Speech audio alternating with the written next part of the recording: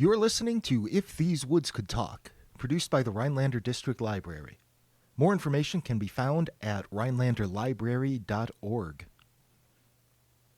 If these woods could talk, they might have more to say about Rhinelander history than Frederick Fisher, though that's not certain. Yeah, my name is Frederick Fisher. I'm a long time hodag, born here at St. Mary's Hospital when there was one. I've lived in Duluth for about 9 years. Most of my life has been spent right here in Rhinelander. I'm not a winter person. As I said, the only time I moved, I went north. Don't figure that out. But yeah, I'm back to stay. Mr. Fisher came to the library with a bin full of old photos and papers, as well as a number of pieces of memorabilia he's collected. Trinkets related to the city or certain businesses.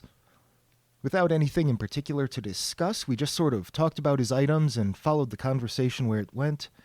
So, we will pick up the conversation where I asked him about an ornate dinner plate that is inscribed with the words, "Compliments of Charlie Pautz, Groceries, Rhinelander, Wisconsin."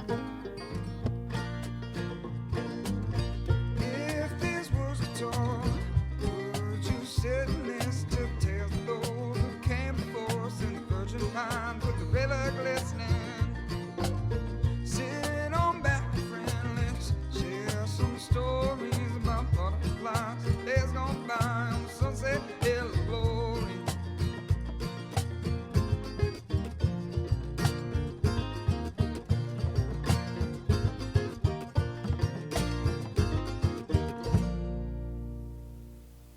Do you know where that was? Yes, right down on, I tell you exactly which building right now, but there were several grocery stores down there.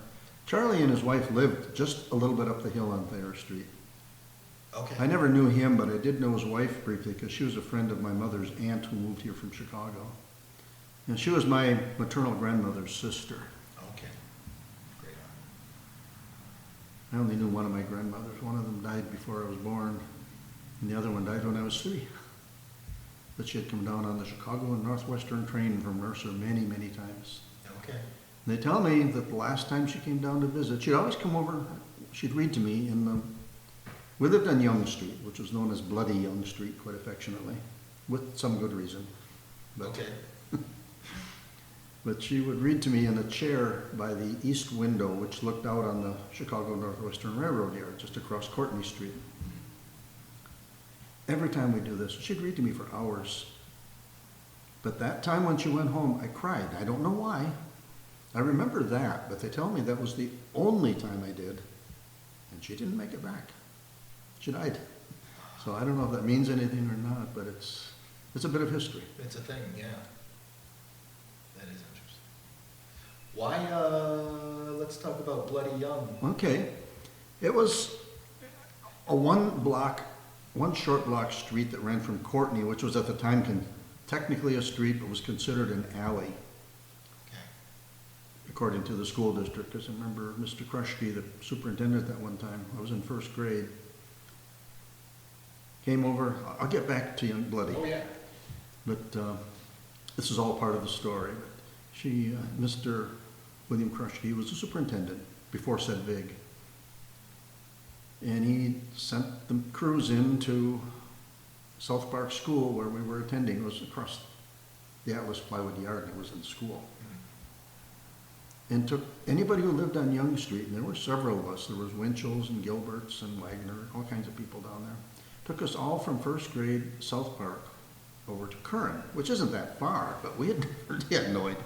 We didn't know how to get home. None of us knew how to get home. They hadn't talked to the parents or anything. They just moved you? They just moved us. Oh, okay. And we didn't know how to get home.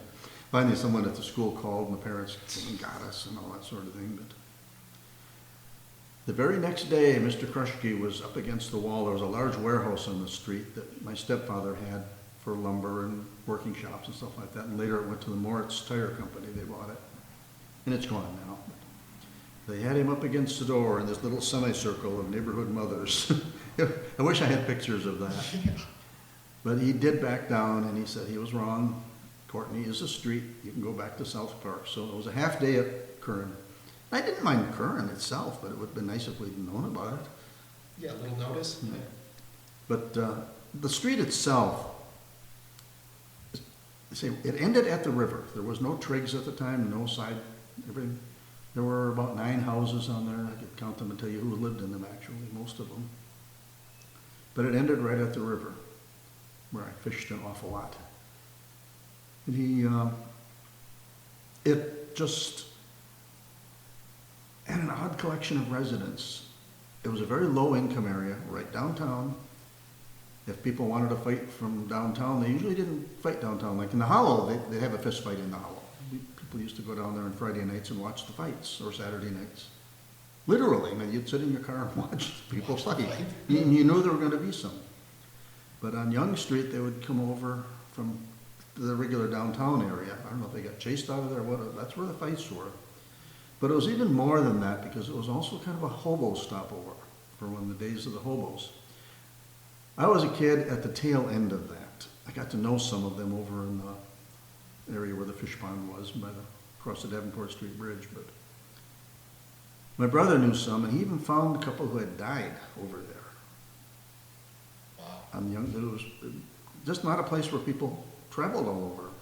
It was technically an industrial area, but it was homes. There's got some old pictures of it and some aerials and stuff yet too, but Atlas Plywood is on one end, which had originally been the Wisconsin Veneer Company. Okay. And then it became the Atlas Plywood until the late 50s. It moved out to Newberry, Michigan, and then it became Triggs and everything else that's there. Post office was first. But a lot of fights. Used to hear some of the neighbors, whose names I probably won't mention right now. It just attached itself to this bloody Young Street, and it was more of an affectionate name than a curse. It was just, I loved it down there. Did you? That's how I got to know some of the hobos. Like I just went as a kid, fish along the river, then I'd go across the bridge, and we have one of the bum jungles was right across there. And down in the area, I don't even know what's there now, but one of the milk clarifying plants is there, the water clarifiers. Okay, so we'd probably call that an encampment these days. Yeah. But Yeah, exactly. What did it look like at that time? It didn't have any buildings or anything. They would just come off the trains. They would sometimes camp a little bit. They'd gather around. I knew only a few, but I guess there were dozens at different times. Okay. And there were at least 2 others in the area. But hobos were traveling. The Depression after the war was still hanging in. And they were looking for work. I got to know one guy pretty well. His name, I think why it stuck with me, his first name was the same as my dad's. My dad's another story, but he had some very severe mental issues and spent most of his life in a mental hospital in Peshtigo. Peshtigo. All right. But there's some stories about why I'm still alive, but that's another story. Oh, wow. But So, I'm sorry, when you were talking about the street, I'm still not quite sure where we were. oh, okay. Can you help me? It's for those Geographically, from you Courtney? mean? Yeah. Okay, it's right at the intersection of Young Street and Courtney. You know where it's Pautz Tires now? Yeah. That was city shops, county shops at the time, and then the city moved in there. And it's kind of in line with, I'm trying to think where would be the best way to describe that. Post office is on the southern edge of it. So is it like that back road to Triggs? Yeah. That's That's Young Street. That's Young Street. There used to be houses on there. We had the top house, and then there was the warehouse, and then there was 221, which was set back a little bit, a mini duplex, which was next to that, and then another house that belonged to the Getchels, Bill and Ethel Getchell. Really nice people. Yeah. Really, really nice people. And then after that, it was Mrs. Jolin, Ray Jolin's mother. It was the nicest house on the street, right at the river. Across the street, it was the Gilbert's house. It was a duplex also, and for a long time, part of their family lived in that, and their in-laws, Jim Berard and his wife, lived in there until they moved out to another place. And then there was one more house that was called 226 Young Street, even number, that ended right by the shops on the way up the hill, and all those are gone now. Yeah. There's another building down there, but John Preby had his law offices down there for a while Okay. after the building was turned around. But Is there anything that's still there today? Seems to me there's a house on that hill, but I'm probably making that up. The house, that's my house. Is That's it our- really? It's been changed a lot. Okay, It was just a little white four-frame, kind of an all-American, not quite square, that had its own cave. We had a cave in the backyard. It wasn't a natural formed cavern, but apparently that was a granite quarry at one time, or the beginnings of one. okay. And this was formed by a vertical outcropping and a huge slab on top of it. It was big enough for a 4 or 5-year-old to stand up all the time. It was maybe 8 feet deep or so. I never measured it, but we played in there for hours and hours and hours. But then when my stepfather and my mother remodeled the house after they got married in 1857, they filled in the backyard and couldn't go in the cave anymore. Felt so bad about that. I never did know why they did that. But it's the way it went. But that cave was it's still there. It would have to be dug out again. But David Cadlick bought the house. I think he still owns it. And he's changed it a lot.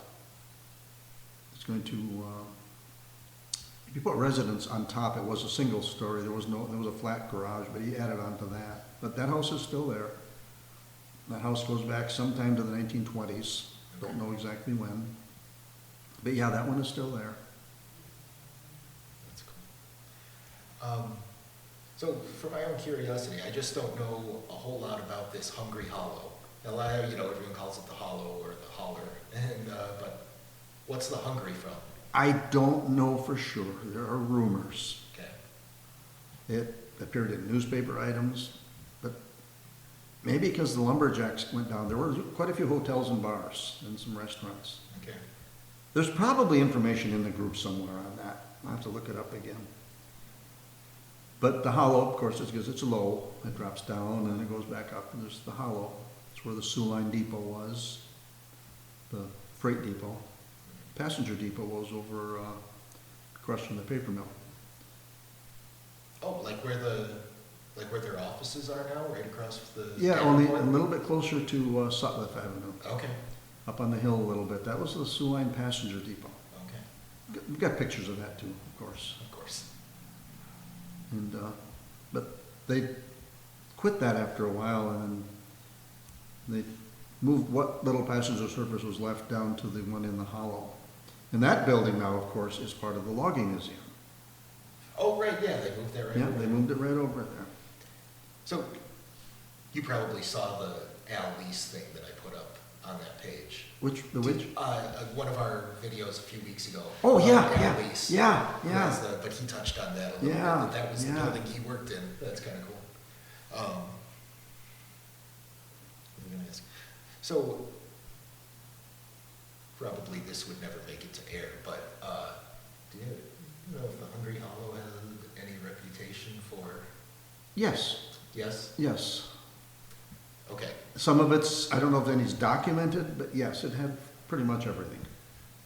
It was a tough area too, but it was also, some of the earlier hotels were there, and of course, lots of bars. Yeah. But it was a place to be, I guess. Do you know when that German-looking apartment building was put in there? German-looking Sorry, apartment. the next to like the Reeve where they had the fire a year and a half ago, like right across from Moonlighting. Oh, where Palm Across Electric used to be Phillips. at the one time on the corner? Yeah, on the corner. And then there's those 3 big garage doors? Yeah, Yeah, yeah. that was Palm Electric for quite a few years. I don't know the history of the building. Okay. The Historical Society may have a page on that. They have quite a few. I've never looked that one up. Yeah. I don't know if that's ever been in the group either. That's worth looking, that's worth thinking about. Huh. Yeah, that's worth thinking about. What you been looking into lately? Lately, boy,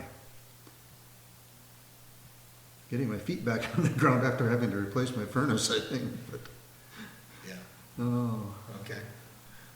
21 below zero and the furnace goes out. Perfect. Yeah, that's when they do it. We got it fixed and everything, that's going, but I want to look, actually my current project is I want to know the history of my own house. Okay. I'm going to go over to one of the title companies, see if I can find or maybe the courthouse even, I wanted to get an abstract of title or at least copies of it. Because I know it was built in 1927, Okay. but I get mail there from dozens of people. I know it was rental for a long time. Okay. And when I moved into it, I got it really cheap. It's an old house, it's only a small one-bedroom, nice corner lot. But it had 2 windows left in it. All the others were plastic. Little by little, I've been repairing the windows one at a time. And of course, we don't have a glass company in town anymore. They closed. But I found one in Tomahawk, got the last one done. So we'll do some fine tuning next. I've been working on the wiring and stuff a little bit, but I'd like to know the history of it. The way the crawl space was set up, it's an old rock wall sort of crawl space, and you can almost stand up. It's got a sump pump down there next to the furnace, which is a little weird too, but it runs water all year long. It never stops running. But somebody in town told me that that used to be a swamp. And it might be, because when the plumbers were down there putting in the thing, they said, "You got a spring here?" I said, "I don't know, I just know that it flows. January, February, every month of the year, that thing will fill up. In the summertime, when it's really wet, it might run every 10, 15 minutes, the pump. In January, maybe once or twice a day. So it does vary. It's not a leaky pipe or anything, it's just groundwater. That's pretty interesting. But I want to know the history of that house, just because that's where I am. Yeah. But 1927 is when it was built, but I just want to find out who built it, whenever, and if there's any cool little history about it. Yeah. Did it come with anything, the house? Did you have any documents that came with it? Just the No, deed. Just the deed. Yeah. Yeah, I hear sometimes people buy houses and they get a folder of old things, but, No, nothing. yeah. All I got was the deed and certification that there was no liens on it. That's good. Paid it off in 4 years. I don't know what it's worth today, but it's worth a lot to me. Backyard, it's my garden. I've got demon deer that come, that has nothing to do with this talk, I suppose, but I like to share this story. Fred goes on to tell me a story about a pair of deer who visit his garden and eat his Carolina Reapers like they were bell peppers. The man has plenty more to say, and I'm sure we'll hear more from Mr. Fisher now and then.